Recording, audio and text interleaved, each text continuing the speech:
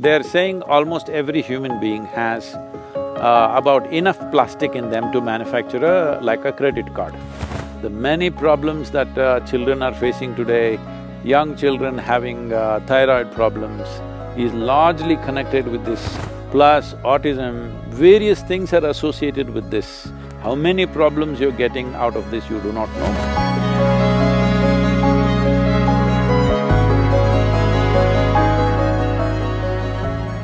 So, Sadhguru, majority of your work is towards sustainable solutions, but also a lot of your work is to raise human consciousness. What role can an individual or small businesses, communities, societies can play? See, these are not two different things.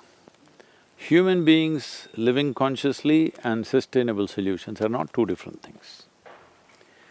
The only reason why we are doing things in ways that it is not sustainable is because we are not conscious. We are not doing our activity on this planet in a conscious manner. Everybody has their compulsions. Individual people have compulsions, societies have compulsions, nations have compulsions. The global reality has its compulsions. To fulfill these compulsions, we are doing things which are taking away the basis of our existence. This is like a classic story from the Panchatantra, where a man is sitting at the wrong end of the branch and cutting it. He is going at it because he wants to be successful, but when he succeeds, he will fall. That's where we are. We are doing this kind of silly activity. When we succeed, we will fall. Right. Every one of us should structure our lives in such a way, what are we using today? Where will this go? This much consciousness. Whatever I'm using today, where will this go tomorrow? Where will it end up? What is its ultimate goal? Now, one important thing is, in India, as a nation, we have been a textile nation for hundreds of years or thousands of years. There was a time when we clothed entire Europe and Arabia. Literally 60% of the clothing was from India. Nobody made exquisite clothing like this on the planet, even today. Nobody can make something like what you're wearing, all right? Right. Nowhere else on the planet. Because these skills won't happen overnight.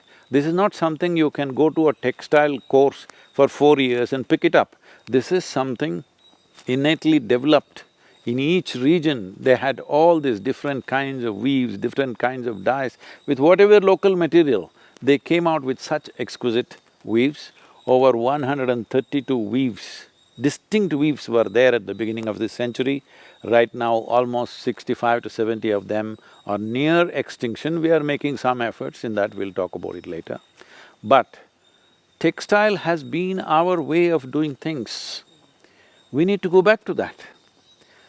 This has been disturbed essentially during the British era, when they wanted to systematically break the Indian textile strength because they wanted to build Manchester, which they successfully did, okay? Now people are very proud to call Coimbatore the Manchester of India. I said, please don't do that, huh? Let them call Manchester Coimbatore of England because this is where the real weaving and spinning and everything, the cotton was, all right, textiles. This is the region in which it happened, and in every region there are unique ways. If we bring this back, even in reasonable context, if we develop the needed markets, if we revive the skills that are there, I'm telling you, in this country, easily it will employ anywhere between 200 to 300 million people within the next 5 to 6 years' time. Some efforts are being made by the textile industry, many policies have changed, we have also been working with them, but it's not enough if you want a revolution. Above all, for all this you need a market. That's why you are very important, that's one reason I'm talking to you, because we need a market. Market should be sensitive to aesthetics. Market should be sensitive to sustainability. Right now, they want to go to some shop and buy 10 nylon clothes. If they go shopping, nobody's buying one, because they buy 2 dozen like this. 1, 2, 3 they'll wear, after that it's got bored, and again by the time they can wear these 2 dozen, already they've shopped once again, all right? 85% of the clothing on the planet within 1 year goes to the landfills.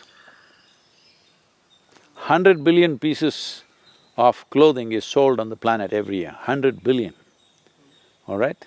And 85 billion pieces of clothing go into the landfills every year, and most of it is polyester. One of the most dangerous form of pollution is polyfiber is floating everywhere. It's in the air, it's in the soil, it's in the water. Some researchers have found placenta, the polyfiber is in the placenta, that in your mother's womb, you catch it. Some of them are saying, we don't know to what extent these numbers are correct, but it is right, it's in the right direction. They're saying almost every human being has about enough plastic in them to manufacture like a credit card. You have to pay. Someday, if you carry a credit card in your system, you keep paying, all right? So, this much plastic is all over the place, but everybody is trying to shoot the lowly plastic bag. I'm not saying you shouldn't shoot at it, but it's fashionable to do that, that's what is problem. Because the lowly plastic bag which is floating on the street, some beggar, some rag picker picks it up, and in India, that recycling is actually at a very good pace, not because of your sustainable consciousness, because of poverty, they're picking it out. Plastic bottles are recycled nearly 90% in India, it's the only country like that. This is not because we are very ecologically aware, simply because people are poor and they're picking out all the bottles. Anyway, one way or the other it's happening. But the polyfiber, the amount of damage it's causing, the way it enters the body, especially children are wearing polyfiber because polyfiber is very, flammable. Because of that, they are coating it with, fire-resistant chemicals. These chemicals have been found to be carcinogenic. The many problems that children are facing today, young children having thyroid problems, is largely connected with this non-flammable chemicals that they are using on the clothes. Plus autism, various things are associated with this. How many problems you're getting out of this, you do not know, but for sure, many problems are coming your way. A child till 15, 16 years of age should never wear anything polyfiber. They must wear organic clothing. Not that adults can, but at least you're more resistant to those things beyond 17, 18 years of age. But till then, it is very important you must wear organic fiber. But now the problem is, how many clothes do you have? And you can't do that with cotton or silk or something, so you end up buying poly, okay? It's cheaper, so lot of them are going for… See, even cotton and other things can be made cheaper if we increase the volume. So one simple thing that I'm suggesting is, you have influence in Telangana, you must push for this, I'm pushing for this in some states, that at least the school uniforms must be cotton or linen or whatever they can afford, all right? But it should not be polyfiber.